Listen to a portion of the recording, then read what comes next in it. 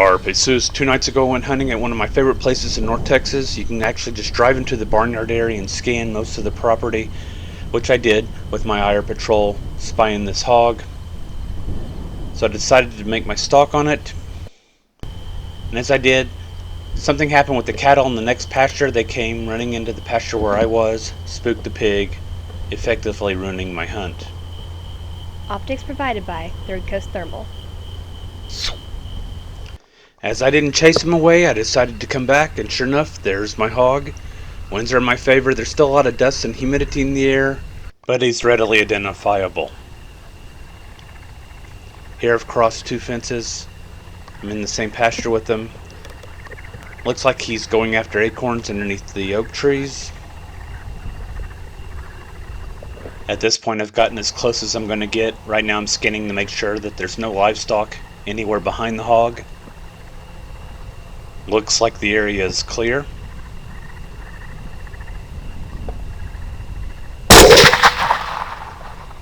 Goes down just as I would expect with that shot. Starts the curly shuffle, or so I think. And as I'm watching him, he does something a little unusual here that I don't expect. He starts moving his head. At this point I decide to move forward for a closer inspection. He had remained mostly still until I got about 20 yards away. So I got on my sticks, lips squeaked, and he's very much alive. Lesson learned, down pig with head movement gets another shot. The hog turned out to be a good size 190-pound boar. I get a lot of questions online about my brass catcher. It comes from Tactical Brass Recovery. It does an excellent job. In fact, it stays on my rifle all of the time, except when I'm cleaning it. Moving on to bullet performance and why things occurred as they did. The first shot entered below the ear, behind the ear, just missing the skull, passed beneath the spine, and exited out the opposite side. So it actually missed direct contact with any vital structures, resulting in the pig just being stunned and going down.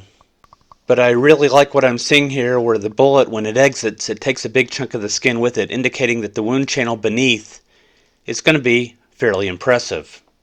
And it was, so much so that I was able to reach in with 2 fingers and actually feel the spine and determine that there was no damage physically done to the spine itself by direct bullet impact.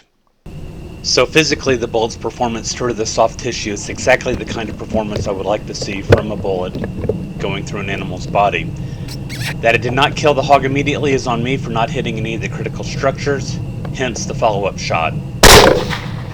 Shots to the brain tend to provide excellent results but don't tell you much about bullet performance. Here the shot entered behind the eye, penetrated through the skull, exited out the bottom of the skull, where part of the jacket lodged in the neck. And that piece of jacket weighed 26.5 grains. What happened to the rest of the jacket and to the lead core is probably somewhere else inside of the body, too deep to be detected by the metal detector.